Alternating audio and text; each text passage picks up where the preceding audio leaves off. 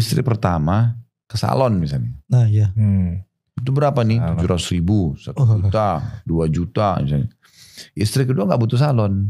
Iya. Nah di sini antum harus beri saldo nih istri kedua. Oh, kasih nilainya Ustaz. Iya. Oh gitu. Dia dapat Nilainya.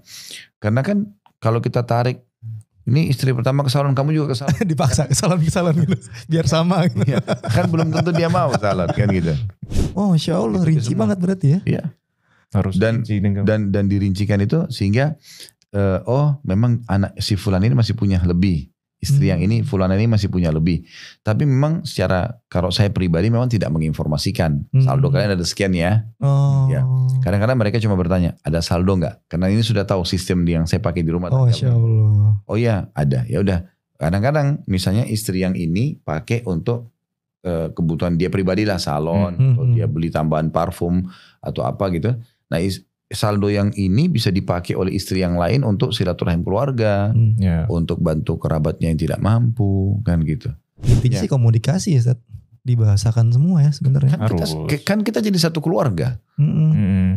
Kalau ini sama ini nggak saling kenal, ini kan memang itu yang memunculkan banyak pertanyaan. Bikin prasangka-prasangka aneh deh. Agak curiga itu. Padahal sebenarnya setelah dipertemukan dan para istri mengetahui, oh ini adil, maka dengan sendirinya akan terjadi penerimaan gitu. Diskusi, dialog seputar keluarga Islami. Poligami yang kedua adalah jangka panjang. Nah, gimana stepnya nih? Nah, ini yang penting untuk dibahas. Ambil kunci ya, ambil kunci. Jadi salah ambil dia. pulpen. Ini kunci penting soalnya. Kok jadi ambil kunci sih? Ya lanjut Seth. Ya oke. Jadi tahap jangka panjang gimana? Jangka panjang itu gini. Kita ini kan ibadah dan ini level tertinggi saya tadi dibahas di awal saya bahasakan di bab nikah. Kita minta kepada Allah SWT supaya kita menyempurnakan agama ini seperti Allah bilang, ya ayyuhalladzina amanu udkhulu fis-silmi kafah wa la tattabi'u khutuwati syaitan. Orang beriman masuk dalam Islam ini secara keseluruhan. Artinya amalkan semuanya. Mau sunnah, mau wajib, mau mudah, mau sulit, semua. Dan jangan pernah ikuti langkah-langkah syaitan yang membuat kalian lemah. Saya pilih yang ini aja deh karena ini mudah buat saya. Yang itu gak usah. Nah, saya kan gak mampu. Saya kan sekarang mustahik penerima zakat. Gak usah saya pikirin saya jadi muzaki yang mengeluarkan zakat. Enggak. Gimana caranya kita harus pindah ke level itu. Supaya orang lebih sempurna lagi kan harusnya begitu. Jadi ini yang harus dia niatkan. Nah seperti itu. Jadi dia niatkan dulu. Dan dia selanjutnya dijadikan sebagai program hidup dia. Dia berdoa kepada Allah, ya Allah mudahkan, saya memudahkan, menyempurnakan agamamu. Tentu tidak dalam masalah poligami. Seluruhnya semua. Kita minta secara global. Biarin nanti cara Allah di situ. Ya, yang memudahkan kita gitu. Yang penting kita memang bertekad dengan baik. Dan Allah SWT mengetahui keseriusan kita dalam ingin mengamalkan seluruh syariat Allah SWT ini bertahap terus kan. Dan memang banyak yang harus bertahap tadi. Yang saya kasih contoh-contoh awal itu kayak masalah haji itu kan bertahap. Orang kalau sering umroh kemudian dia haji dia nggak kaget kan gitu. Orang kalau sering sedekah nanti zakat juga jadi mudah buat dia. Orang kalau sering puasa sunnah, puasa wajib jadi mudah buat dia. Nah, sama dengan itu. Begitu gambarannya. Jadi ada tahapannya di sana. Dia niat kemudian dia minta kepada Allah Subhanahu wa taala agar Allah mudahkan dia menyempurnakan agama Allah secara global semuanya gitu kan. Dia juga mau sebutkan seharusnya Allah mudahkan poligami saya, itu enggak ada masalah. Itu juga dibolehkan saja. Kemudian tahap selanjutnya yang ketiga adalah dia mulai mengajak pasangannya untuk lebih dekat kepada agama. Dalam arti kata gini, dia udah mulai mengizinkan istri untuk pengajian, dia menghadiahkan buku-buku agama. Mereka berdua lah sama-sama lebih membenahi diri, lebih menambah ilmu, lebih menambah iman. Karena ini semua ini pondasi dasar. Gitu.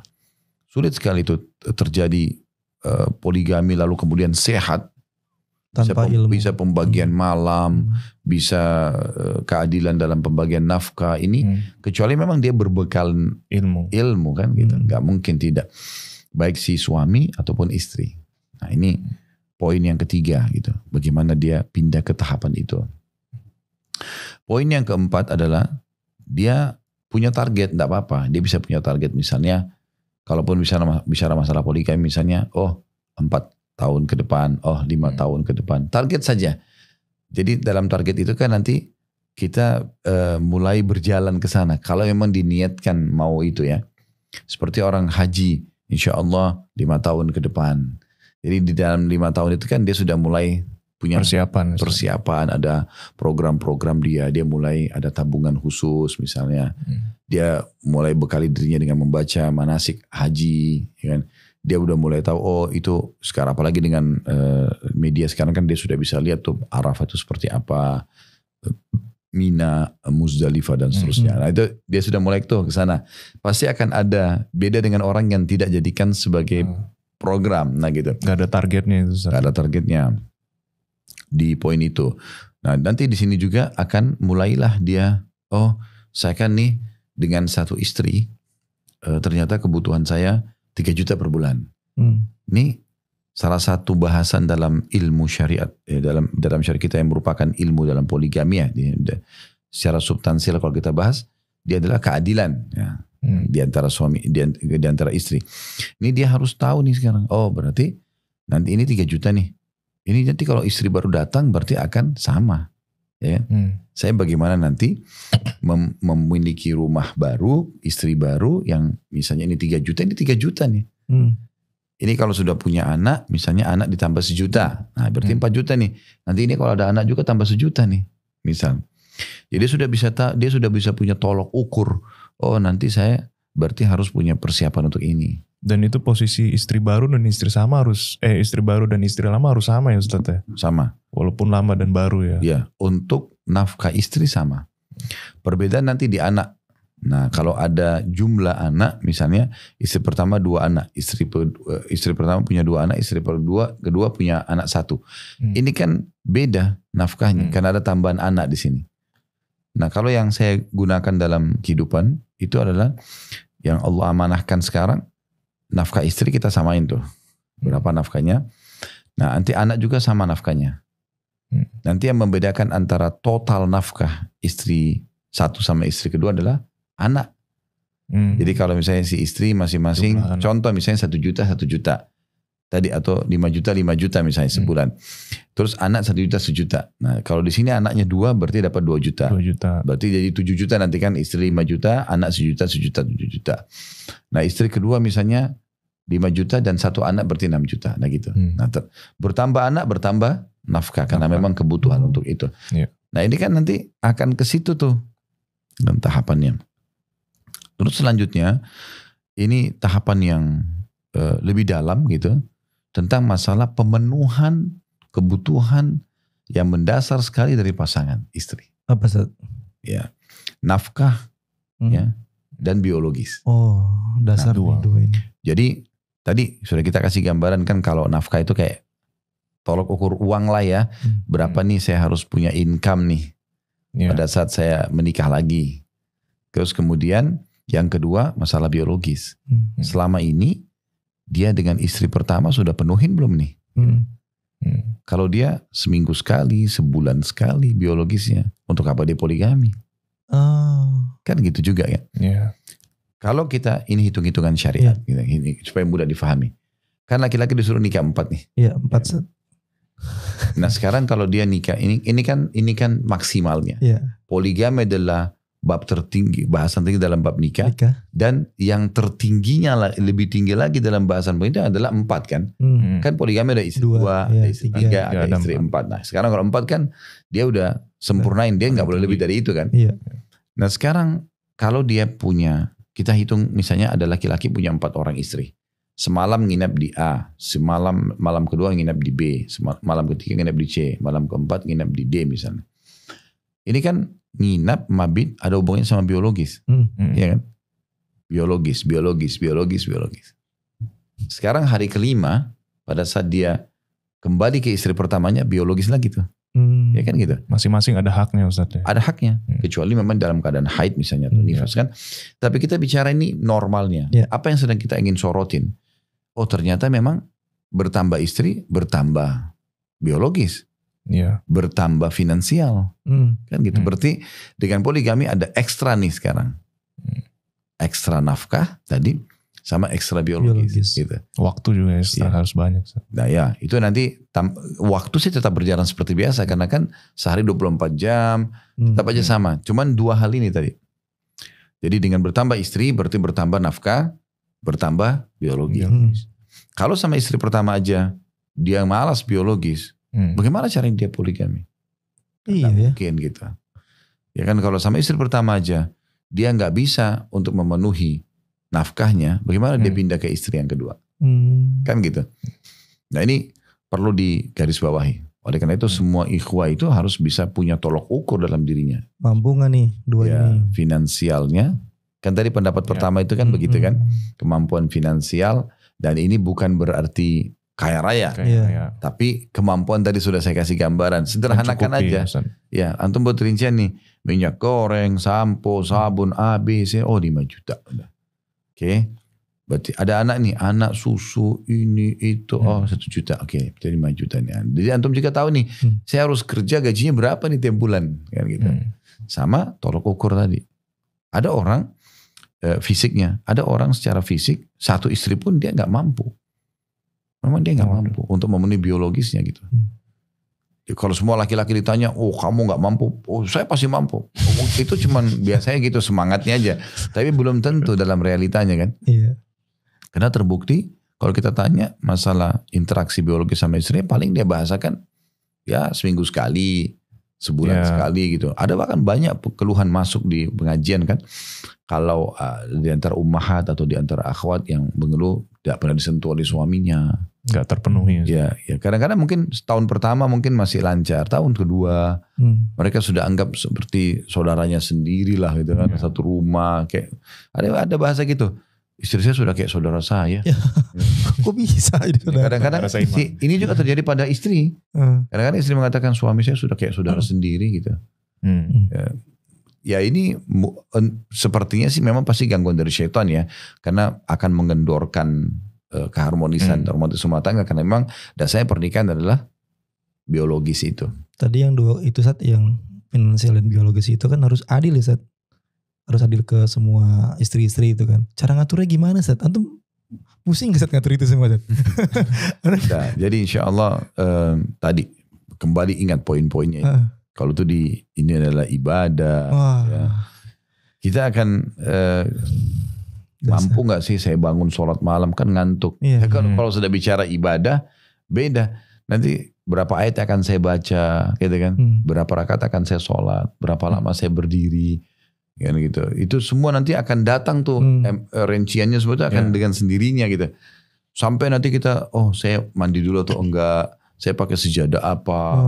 Kita tuh jadi itu semua nanti akan datang dengan sendirinya. Ya, yang penting sekarang pondasi-pondasi dasar itu adalah memang ini adalah ibadah gitu kan. Kemudian mulailah dia jalankan tadi dengan poin-poin yang kita bahas. Kayak satu beli baju semua beli baju, anak satu ini semua kena gitu. Jadi memang gini, nafkah dasar itu kayak kebutuhan dasar lah, makan, minum ya segala macam. Tadi sudah saya kasih rincian, kayak misalnya makan, minyak goreng, sampo, sabun, itu rincikan semua selesai. Oh betul-betul memang kebutuhan istri ini, sehingga roda kehidupan berjalan nih. Oke, sudah. Kemudian tempat tinggal, biar kita cuma kos-kosan atau kontrak semampu kita nggak masalah. Yang penting tolak ukurnya dia sudah bisa hidup. Pakaian juga terpenuhi, karena kan kewajiban itu kan dalam nafkah makanan, minuman, pakaian, tempat tinggal, transportasi semampu dia.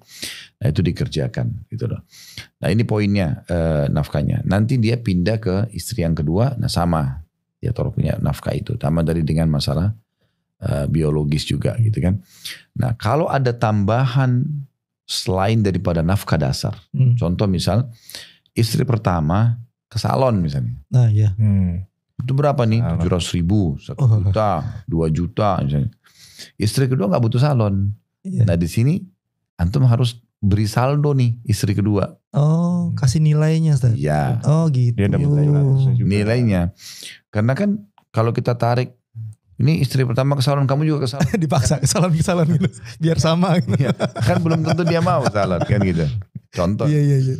Atau si istri pertama beli baju merek A, mungkin si istri kedua nggak mau beli merek itu. Warnanya biru, ukuran segini kan nggak mungkin dia beda. nggak mau. Jadi gimana caranya? Adilnya dinilai. Oke, Selesai gitu dinilai. Yeah. Sama dengan anak-anak nanti. Anak kan juga harus adil semua tuh.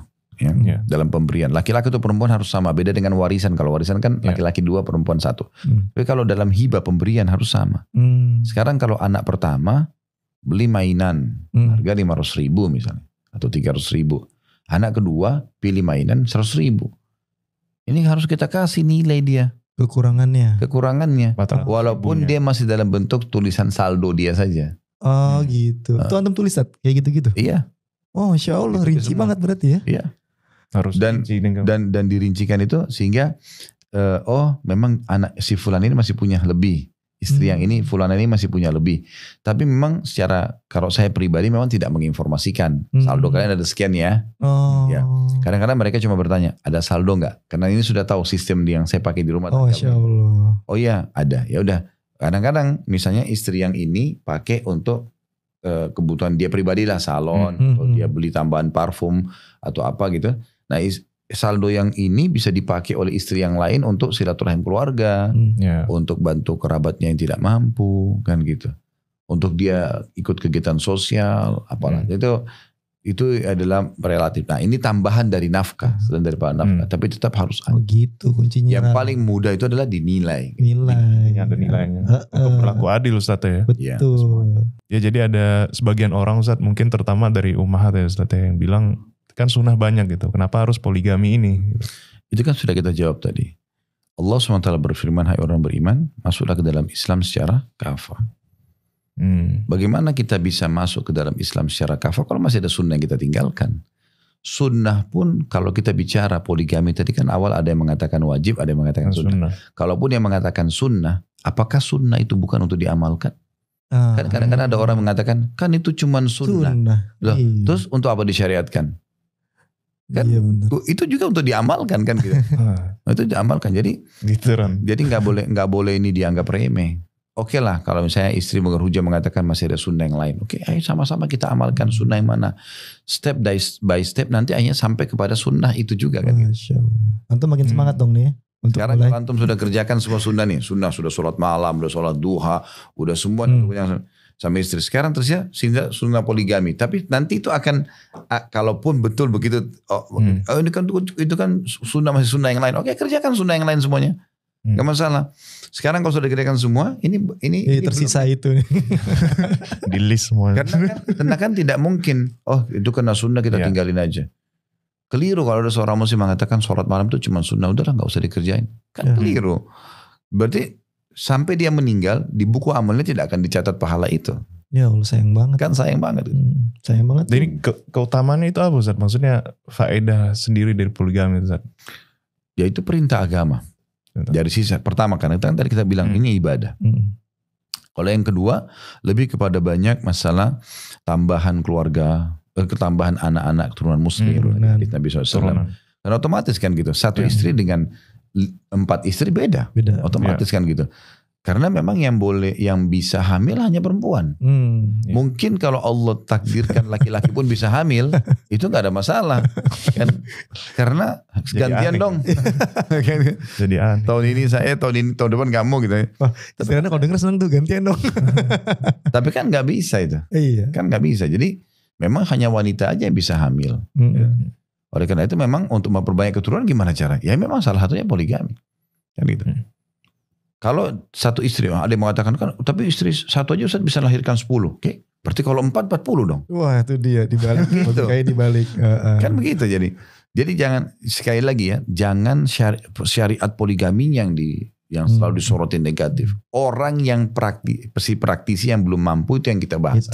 Yang sedang kita ingatkan. Jadi jangan dipukul rata. Karena berarti sama memprotes Allah. Ya Allah kenapa syariat ini diterapkan gitu kan. Secara halus diprotes. Ya, dan itu tidak boleh kan. Itu kan tidak boleh. Salah satu pembatal keislaman itu adalah orang membenci syariat Allah SWT. Itu bahaya sekali. Serem tuh sampai batal. Ya batal keislaman. Itu Ibnu Qayyim rahimahullah sebutkan itu. Kalau membenci syariat Allah SWT.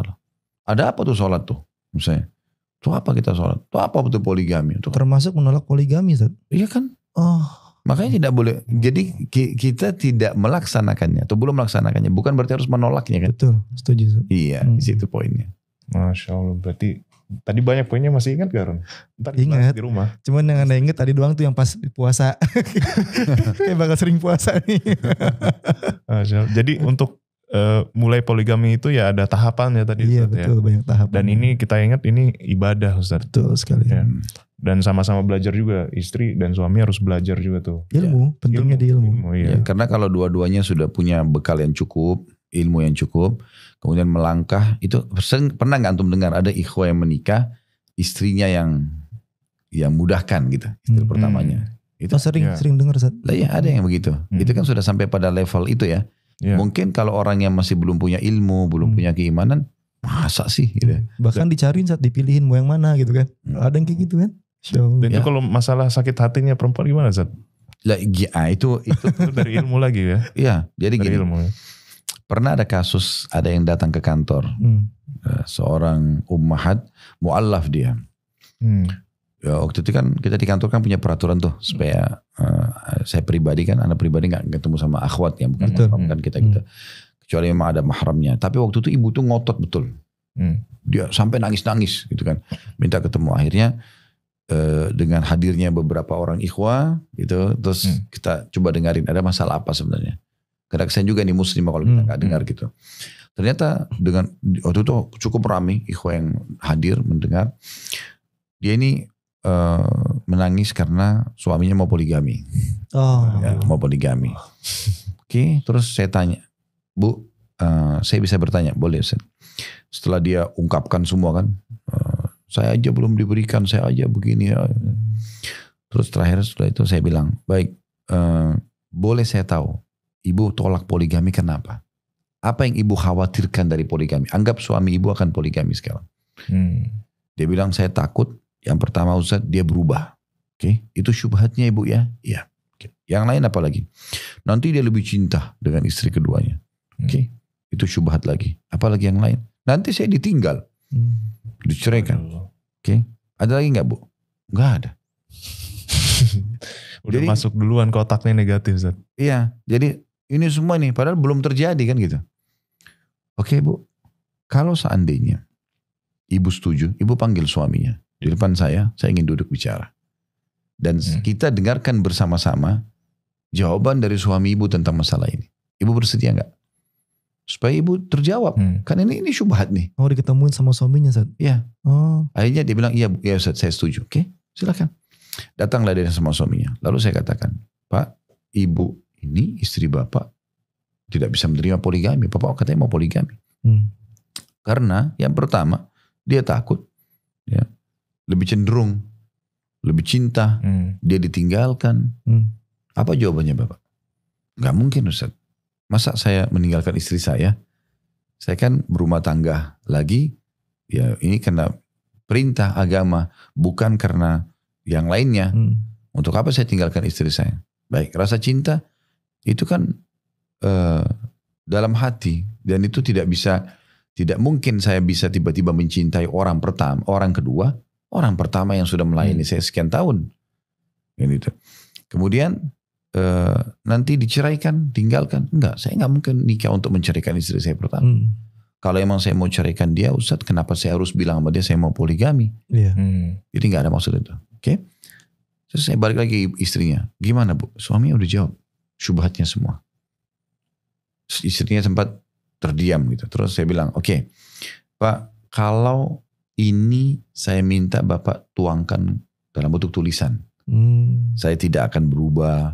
Saya cintanya sama istri saya ini. Saya tidak akan ceraikan.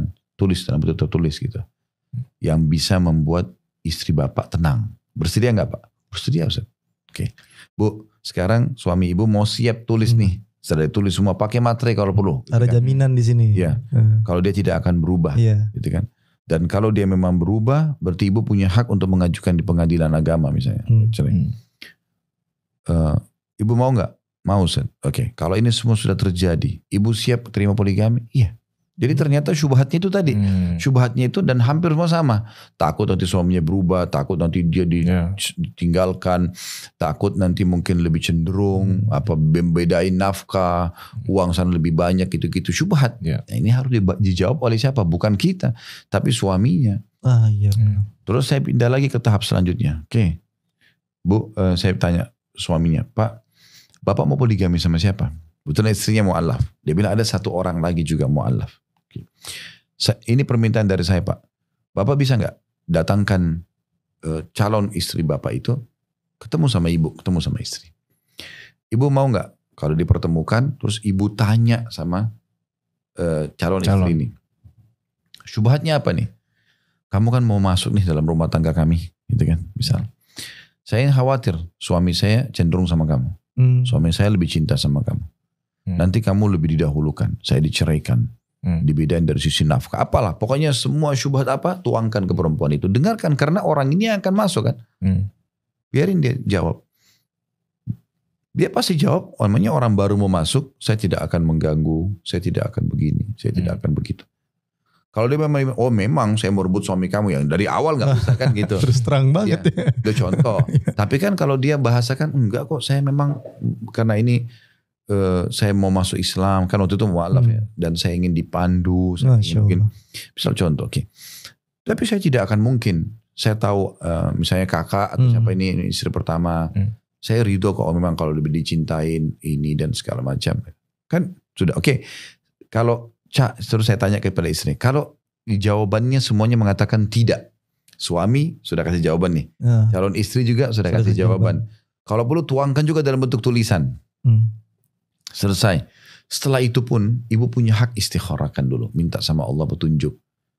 Kalau memang nggak ada masalah, ibu sudah tenang dari jawaban suami, ibu tenang dari istri, calon istri. Berarti kan permasalahannya cuma pembagian malam itu aja. Karena yang lain sudah terjawab. Pembagian malam juga ini ada hikmah syariat. Poligami itu memudahkan, meringankan sekali tugas istri. Karena kalau monogami kan dia harus layani terus kan suami ini. Setiap hari dia nggak ada waktu untuk mungkin istirahat, buat diri dia sendiri. Sebenarnya bukan masalah istirahat sih. Kayak misalnya dia punya program pribadi lah. Kayak dia mau hadir, dia mau majelis taklim, dia mau silaturahmi keluarga, dia mau kumpul sama teman-temannya yang soleha misalnya gitu kan. Sulit karena suami mulai terus tinggal di rumah terus, apalagi kalau yang kerjain di rumah online gitu kan. Tapi poligami ini membuat pada saat suami ke istri yang kedua, dia ada punya waktu. Dia spare waktu yang banyak. Dia bisa lebih banyak, dia bisa sholat malam semaunya dia, berapa rakaat, berapa lama. Kalau ada suami kan dia harus tidur di sebelahnya. Dia diajak biologis ya dia layani gitu kan. Suaminya minta temani makan ya dia makan gitu. Nah, tapi ini kan bisa jadi berkurang. Tapi tetap keutamaan sebagai status seorang istri yang kalau suaminya ridho, yang itu tetap dia dapatkan kan. Berarti ada celah di sini tambahan kelebihan gitu. Poligami itu meringankan sekali tugas istri. Karena terbagi dengan istri yang lain. Yang penting tadi memang transparansi itu terbuka. Jadi memang bukan sembunyi-sembunyi, ketahuan gitu. Malam ini nginap di mana, istrinya itu siapa saja gitu kan.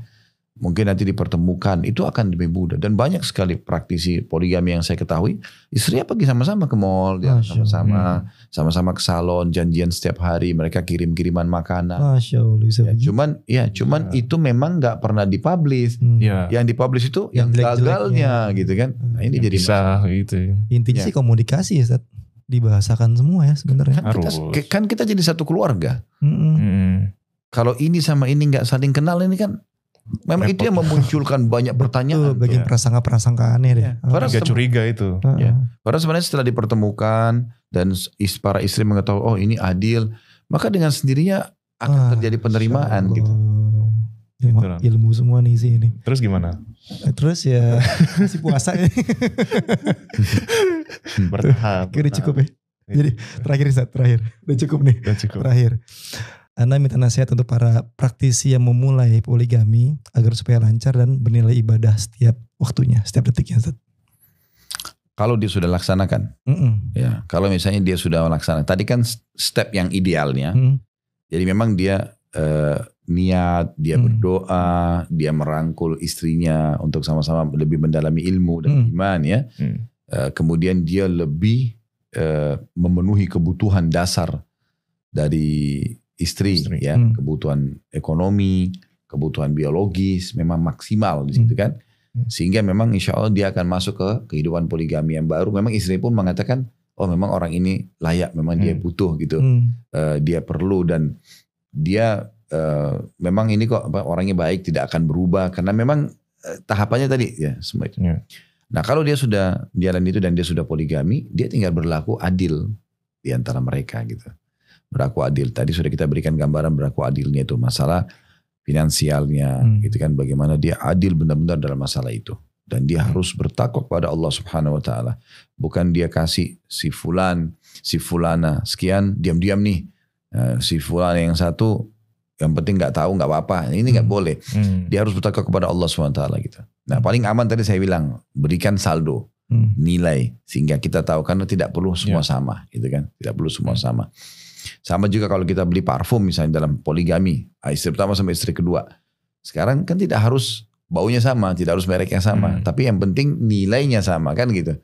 Sehingga aman. Yang ini kita beliin misalnya 1 juta rupiah parfum, ini juga 1 juta rupiah tapi beda aroma contoh. Nah, seperti itulah. Jadi dia harusnya berlaku adil dalam masalah ini. Begitu juga dengan masalah mabitnya, nginapnya. Nah, kecuali ada akad. Mabit idealnya kan itu semalam gitu kan.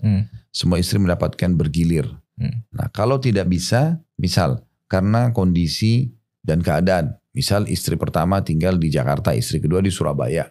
Nah yang di Surabaya ini gak bisa ikut ke Jakarta. Sehingga dia cuma bisa sebulan sekali ke sana. Dan itu terjadi akad. Al-muslimuna ala syurutihim, kata Nabi SAW. Orang muslim sesuai dengan syarat atau akadnya. Dia bilang sama istri keduanya, saya hanya bisa datang pekan terakhir di akhir bulan ya. Setiap pekan terakhir di akhir bulan gitu. Berarti dia cuma ada seminggu. Nah yang istri pertama 3 minggu kan gitu. Nah, ini kan berarti ada kesepakatan di antara mereka. Atau satu kota. Tetapi istri pertama misalnya anaknya lebih banyak. Terus dia minta, dan mungkin karena dia lebih lama lah berkhidmat misalnya. Dia mengatakan saya minta 2 malam ya. Saya 2 malam, nanti malam ketiga baru ke istri kedua. Nanti balik lagi ke istri pertama 2 malam, nanti istri kedua gitu. Ini kalau mereka sepakat gak ada masalah. Ini harus diomongin ke semuanya Ustaz. Oh iya. Iya semua harus tahu. Karena malam itu, mabit itu kan hak individual. Makanya Nabi SAW waktu beliau sakit parah di akhir hidupnya. Beliau pamit kepada istrinya semua. Untuk nginap di rumahnya Aisyah. Karena beliau lagi sakit. Dan semua istri yang lain rito. Berarti malamnya gugur gitu. Dan ada kan istilah juga menghibahkan malam tuh. Jadi istri lain misalnya dia lagi sakit nih, udah saya hibahkan aja malam saya gitu. Atau dia bilang, bisa nggak malam saya ditukar sama malamnya si fulana. Nah mereka atur nih malam itu kan. Misalnya saya biasa ini pas kena hari Selasa misalnya atau hari Senin. Kemudian dia lagi berhalangan nih. Misalnya ada keluarganya datang, ada ayahnya datang, rumah lagi penuh. Dia nggak bisa maksimal nih sama suaminya. Bisa nggak ditukar aja malam saya ini sama fulana gitu. Misalnya. Nah istri kedua ini diajak negosiasi. Dia mau oke. Jadi nanti keluarganya kalau sudah pada pulang, kemudian baru dia bisa maksimal melayani suaminya. Walaupun suaminya tentu ketemu sama kerabatnya segala macam. Tapi ini bicara malamnya gitu kan. Contoh. Atau dia lagi sakit yang memang sakitnya ini bukan sakit yang membutuhkan suami harus ada. Tapi kayak misalnya dia flu berat. Dia lagi demam meriang, artinya butuh ekstra. Ya dia memang butuh istirahat. Dia minum obat, dia tidur kan gitu. Sekarang kalau ada suaminya serba salah kan. Dia harus dandan, dia harus melayan. Nah ini harusnya bisa difahami gitu. Masya Allah, ilmu semua tuh. Oh jadi begitu Ustaz ya cara ngaturnya ya, cara ngatur malamnya itu ya. Masya Allah ya. Masya Allah. Jadi ini banyak sekali ilmu tadi. Banyak banget Ra. Buat antum tapi ke ilmu sementara nih. Karena baru nyatet nih, Anda baru nyatet. Iya itu buat kita semua. Buat kita semua untuk melangkah. Masya Allah. Ya. Kalau ketawanya gitu ya. Tapi Ustaz, jazakallahu khairan. Udah kasih ilmu ke kita tentang poligami. Dan ini sesuatu yang penting juga Ustaz ya. Buat kaum muslimin.